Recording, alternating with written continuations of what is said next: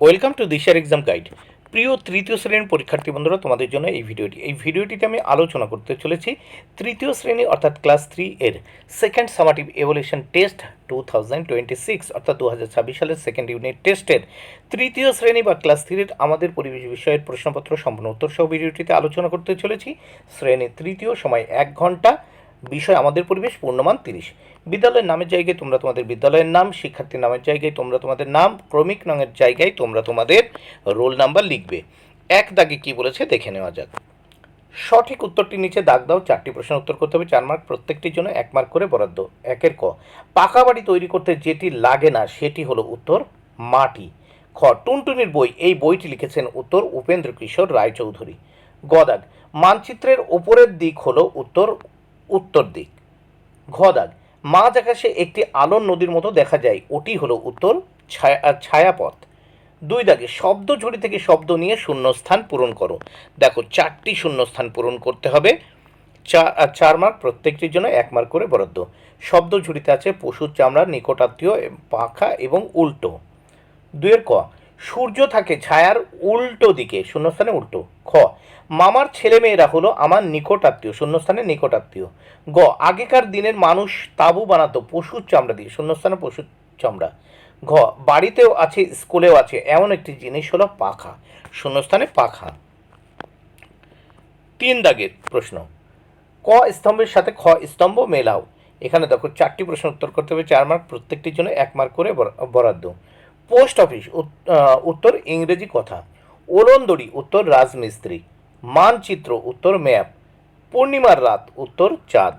Next আমরা দেখব 4 দাগে, এক কথায় উত্তর দাও। উত্তর 4 ক, ভূমিকম্প যেখানে বেশি হয় সেখানে কিসের বাড়ি করলে কিছুটা সুবিধা হয়? উত্তর, ভূমিকম্প যেখানে বেশি হয় সেখানে কাঠের বাড়ি করলে কিছুটা সুবিধা হয়।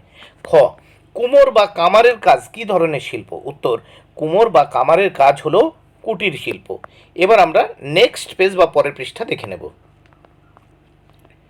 গ দাগের প্রশ্ন ও তার উত্তর দেখে নেওয়া যাক। কঞ্চির বেড়ার উপর মাটি লেপে যে দেওয়াল বানানো হয় সেটি কি ধরনের দেওয়াল? উত্তর, কঞ্চির বেড়ার উপর কাদা মাটি লেপে যে দেওয়াল তৈরি করা হয় তাকে সাধারণ ও গ্রামীণ ভাষায় ছিটে বেড়া বলা হয়। ঘ, পূর্ণিমার সন্ধ্যায় চাঁদকে কোন আকাশে দেখা যায়? উত্তর, পূর্ণিমার সন্ধ্যায় চাঁদ ঠিক পূর্ব আকাশে উদিত হয়। নেক্সট আমরা দেখব 5 দাগে। 5 দাগে কি বলেছে দেখে নেওয়া যাক। একটি অথবা দুটি বাক্যে উত্তর দাও। 4টি প্রশ্ন উত্তর করতে হবে, 8 মার্ক, প্রত্যেকটির জন্য 2 মার্ক করে বরাদ্দ। এখন শিকার করা নিষিদ্ধ কেন? উত্তর, বন্যপ্রাণী শিকার নিষিদ্ধ হওয়ার কারণ হিসেবে প্রধানত পরিবেশের ভারসাম্য রক্ষা এবং জীববৈচিত্র্য সংরক্ষণের কথা বলা হয়েছে।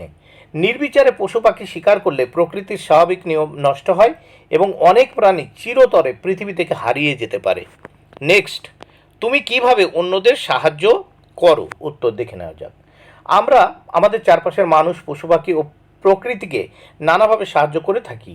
এর মাধ্যমে সমাজে মিলেমিশে থাকা যায় এবং পরিবেশ সুন্দর থাকে। নিচের উপায়গুলোতে আমরা অন্যদের সাহায্য করতে পারি। পরিবারের সদস্যদের সাহায্য, সহপাঠী ও বন্ধুদের সাহায্য, অসুস্থ ও বৃদ্ধদের সাহায্য। নেক্সট আমরা দেখব গ দাগে কি বলেছে দেখে নেওয়া যাক। আমরা গরমের সময় মাটির কলসিতে জল রাখি কেন? উত্তর, গরমের সময় মাটির কলসিতে জল রাখলে জল ঠান্ডা থাকে, কারণ মাটির কলসির গায়ে অসংখ্য খুব ছোট ছোট ছিদ্র থাকে। এই ছিদ্রগুলো দিয়ে জল চুইয়ে বাইরে আসে এবং বাতাসের সংস্পর্শে এসে দ্রুত বাষ্পীভূত হয়। বাষ্পীভবনের জন্য প্রয়োজনীয় তাপ কলসির ভিতরের জল থেকে সংগৃহীত হয়, যার ফলে কলসির ভিতরের জল ঠান্ডা থাকে। ঘ, তোমার বাড়ির ছাদের প্রয়োজন কেন? উত্তর, আমাদের মাথার ওপর ছাদ থাকা অত্যন্ত জরুরি, কারণ এটি রোদ, বৃষ্টি, ঝড় এবং ঠান্ডা থেকে আমাদের নিরাপদ আশ্রয় দেয়। নেক্সট পেজ আমরা দেখে নেব। 6 দাগে দেখে নেওয়া যাক কি বলেছে। নিচের বিষয়গুলি সম্পর্কে যা জানো লেখো। 3টি প্রশ্নের উত্তর করতে হবে, 6 মার্ক, প্রত্যেকটির জন্য 2 মার্ক করে বরাদ্দ। যাযাবর জীবন সম্পর্কে যা জানো লেখো। উত্তর, যাযাবর জীবন হলো এমন একটা অবস্থা যেখানে কোনো নির্দিষ্ট স্থায়ী ঠিকানা বা বাসস্থান থাকে না। প্রাচীনকালে আদিম মানুষ খাদ্যের সন্ধানে এক জায়গা থেকে অন্য জায়গায় ঘুরে বেড়াতো, যা যাযাবর জীবন নামে পরিচিত। খ, বাজ পড়া সম্পর্কে যা জানো লেখো। উত্তর, আকাশে কালো মেঘে মেঘে ঘষা লাগলে, আকাশে কালো মেঘে মেঘে ঘষা লাগলে বিদ্যুৎ তৈরি হয়। এর ফলে প্রচণ্ড আলো ও শব্দ সৃষ্টি হয়, যাকে বাজ পড়া বা বজ্রপাত বলে। বাজ পড়া অত্যন্ত বিপজ্জনক। নেক্সট আমরা দেখব গদাগে। গদাগে কি বলেছে দেখে নেওয়া যাক। নতুন জীবিকা সম্পর্কে তুমি যা জানো লেখো। যেসব জীবিকা আগে ছিল না এখন হয়েছে তাকে নতুন জীবিকা বলে। ঘ, তোমাদের শ্রেণীকক্ষের মানচিত্র আঁকো। এখানে তোমাদের শ্রেণীকক্ষের একটা মানচিত্র আঁকবে। বন্ধুরা, ভিডিওটি ভালো লাগলে অবশ্যই লাইক কমেন্ট শেয়ার করো। Thank you very much. Keep watching my channel and my video.